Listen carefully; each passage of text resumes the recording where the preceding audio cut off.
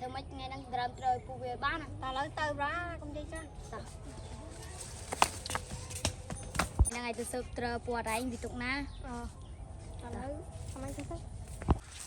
ងត្រូវហ្នឹងយើងយកទុកណាយើងកាន់នៅយើងសិនណាមក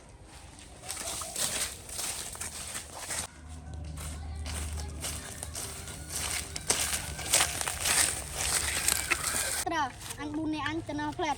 ពីមើលត្រាញហ្នឹងនោះមកទុកត្រូវនៅហ្នឹងសិនណាយ៉ាពណ៌អីនេះប្រហែលអញទៅលឺទៅ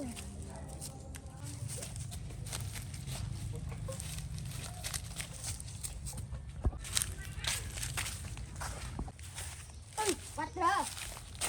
ចាត់បងអានោះហៅមានកាយហើយអីបងបាត់ត្រូវនោះនៅមកខ្ញុំឃើញក្រុមមកដើរកាត់ខ្ញុំ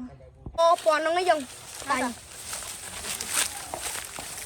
តោះវាយផ្លូវគ្នាស្កាក់វាយពណ៌ហ្នឹងមកអាពីរនេះឲ្យទៅខាងនោះ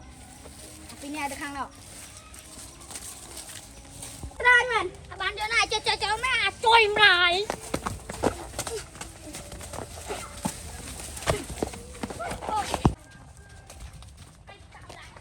ជួយតំបៃវាឲ្យរត់លឿន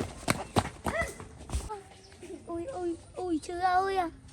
អញជឿអញទៅសងសពណ៌អីហ្នឹងrồiតោះ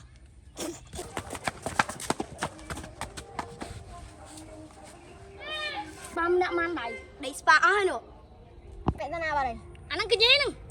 ខ្ញុំឮគេថាគេវាយវាលេចនំឥឡូវឲ្យអាដុំត្រប់ហើយទៅរៃបីគ្នាហើយនៅព្រៃអាមីអូយនេះនោះមែនមីអីធ្វើអីហ្នឹងអញភ័យពេកទៅវិញមេហាវាអាននេះ